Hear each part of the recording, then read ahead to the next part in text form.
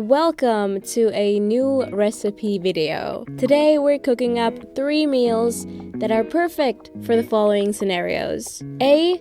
You're making a transition to veganism but don't really know what to eat now. B. You're vegan, wanting to cook for your non-vegan friends and family so that they finally realize that it's not just salad and sunflower seeds. C. You're just looking for some more yummy plant-based recipes. Either way, hope this helps. Let's get right into it. For recipe number 1, we're making red bean burgers. They are so easy to make. They really require hardly any effort and taste amazing. First off, chop up 1 red onion and 1 clove of garlic. Heat up a small saucepan with either olive oil or water, or I suppose coconut oil. Add the onion first. Saute for 2 to 3 minutes before adding the garlic, letting that cook for an additional 2 to 3 minutes. Next up, grab your food processor. Add all the following ingredients. We've got 1 can of red kidney beans that is drained and rinsed, walnuts, the cooked onion and garlic mixture, rolled oats, a bit of tahini, soy sauce, mustard, Italian seasoning, and finally salt and pepper to taste. Blend up the mixture, but you're just really going to pulse it for a few seconds. It should definitely be a bit chunky because that gives it a better texture and it's just overall way easier to work with. By now, taste test and adjust any kind of seasonings that you might want to adjust. Form the dough into little patties using your hands. By this point, you can decide whether you want to make this a super healthy meal or not. If you want to go the healthy route, preheat your oven to 180 degrees Celsius. And bake them for 15 to 20 minutes. That's what they should look like when they're out of the oven. I love them this way.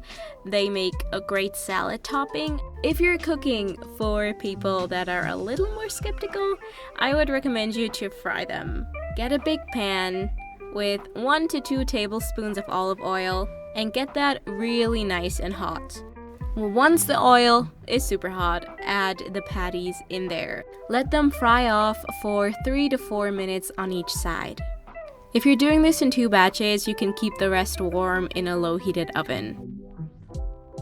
Now that's it. Go ahead and assemble your burgers the way you want to.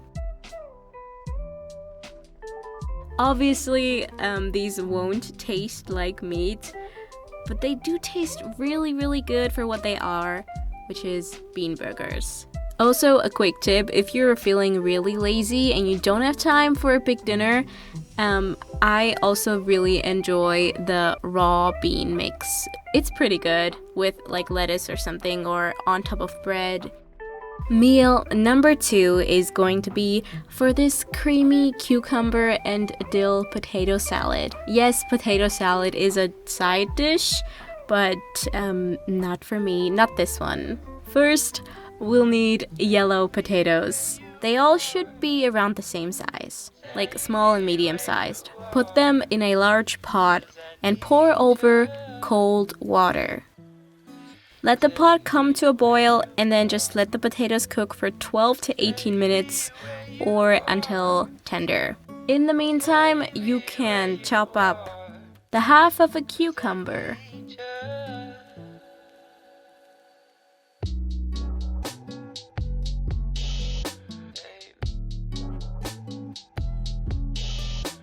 one small red onion,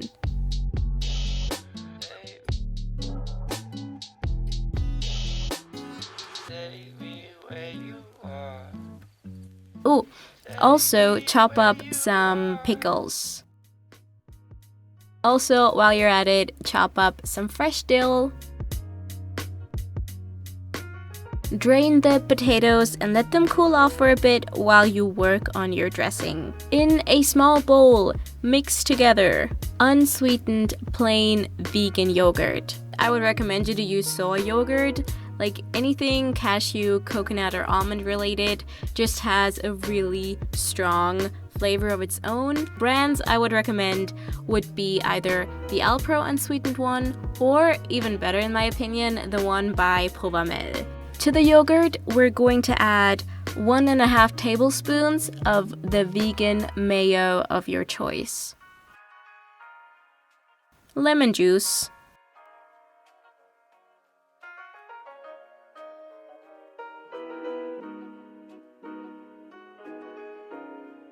Yellow mustard.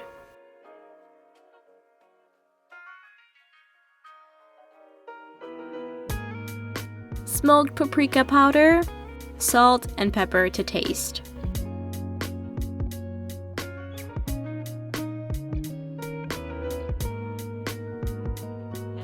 If you want, you can remove the skin from the potatoes.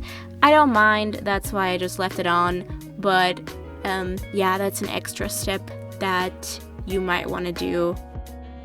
Combine potatoes, veggies, herbs, and the dressing.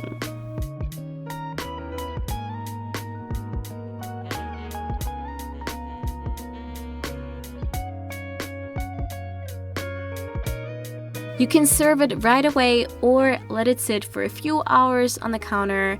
Just cover it up, let it sit there, and it'll taste so much better, or even put it into the fridge overnight. For this last recipe, we are making mushroom teriyaki bowls. First off, cook up the grain of your choice. I went for bulgur because it is delicious, but anything goes really. You could use quinoa, white or brown rice, rice noodles. We'll also need 1 clove of garlic and a small piece of ginger. Also grab some mushrooms, clean them and cut them into bite-sized pieces. Now mix together cornstarch with water and set that aside. Combine tamari sauce, water, fresh lemon juice, raw sugar, the ginger and the garlic, and lastly, add the cornstarch mixture in there as well. Now bring the pan to medium-high, letting everything bubble away for about 8 to 10 minutes, stirring every once in a while.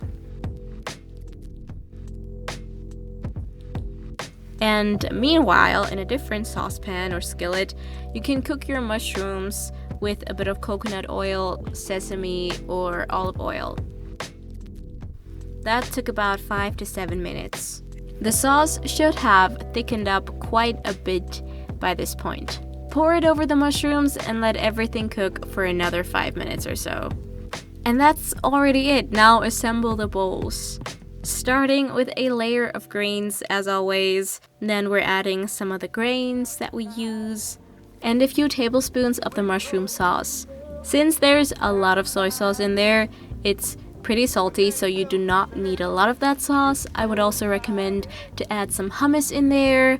Avocado is a must in this one. So is fresh cucumber, and yeah, maybe just another squeeze of lemon or lime on top. And that is it. Let me know if you're gonna try any of these recipes, and if you do, I would love to see your recreation. If you decide to post that on Instagram, then please tag me in it so that I can see it. I also sometimes share them on my Instagram stories, which is something I plan on doing more often because the photos that you guys take are really good, and you always come up with like different variations of the recipe, which is just more inspiration for everyone, which is cool. Thanks so much for being here. I'll see you guys soon. Bye!